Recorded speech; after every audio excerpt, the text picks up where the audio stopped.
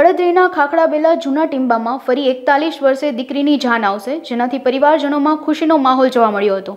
આજના કાંઠે જૂના ખાખડાબેલામાં બેઠેલા ખોડા ભગતની મેલડીમાના આંગણામાં નવચંડી હવન કરાયો, સાથે નવરંગુ માતાજીનો માંડવો યોજાયો અને દીકરીએ 4 ફેરા ફરતા પરિવારે હરખના આંસુ વહાવ્યા હતા। ખાખડાબેલાના જૂના ટીંબામાં જે અત્યારે મલ્લા બાપાની મેલડીમાં જે અત્યારે મલ્લાભાઈ જે ખર્ચો કરી રહ્યા છે કે હવન, નવચંડી હવન, નવરંગો માતાજીનો માંડવો અને એની જે માનતા રાખી હતી ગોકર બાપાએ, એ ગોકર બાપાએ અત્યારની માનતા અત્યારે મલ્લા બાપા જે અત્યારે જૂના ટીંબા ખાખડાબેલામાં જે 42 વર્ષે જે ફરી દીકરી નવ દંપતીમાં પગલા માંડશે, તો એના વિશે અત્યારે આપણે ખાખડાબેલાના ઘણા બધા ક્ષત્રિયો અને સ્થાનિક રહેવાસીઓ અહીંયા હાજર છે, તો એને આપણે પૂછીએ। શું નામ તમારું? મારું નામ ભગવતસિંહ। જે અત્યારે અહીંયા 42 વર્ષે લગ્નનું જે આયોજન કરવામાં આવ્યું છે મલ્લા બાપા દ્વારા, એમાં તમે શું કહેશો? અમારા જૂના ગામમાં 45 વર્ષે આ માંડવો દીકરીનો અને નવરંગ માંડવો અહીંયા 45 વર્ષ થયો છે જૂના ગામમાં।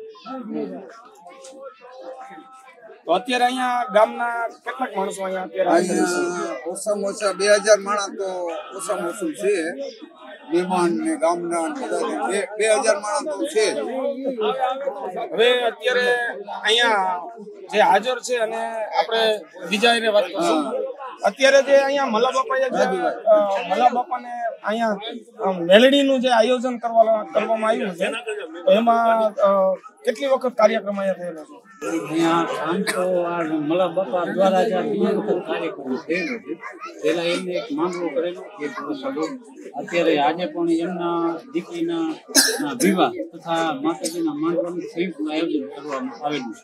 અને આમ તો આ જૂન ખાખડાબેલા રાજાશાહી વખતમાં જામનગર રાજ્યથી અલગ ભાયાતી ગામ તરીકે ખાખડાબેલા તરીકે પેલા મૂળ આ જ ગામમાં થયેલું, પણ આજે 3 સિંચાઈ યોજના ડેમ થતા ગામ વિસ્થાપિત થયેલું એને 45 વર્ષ થયા, પણ 45 વર્ષ પછી પણ આજે આ ટીંબાનું જૂના ખાખડાબેલાનું સામાજિક તેમજ ધાર્મિક સ્થળો ધરાવતું જગ્યાનું મહત્વ છે। એના માટે માતાજીના તેમજ મહાદેવનું મંદિર છે, જૂનું દીપલમાનું મંદિર છે, એવા બધાય દેવસ્થાનો અત્યારે જાગૃત છે। અને અહીંયા વ્યવસ્થાએ પણ બધી ગામ લોકો દ્વારા તેમજ માતાજીના ભક્તો દ્વારા આ જગ્યાની પૂરેપૂરી વ્યવસ્થા કરવામાં આવેલી છે।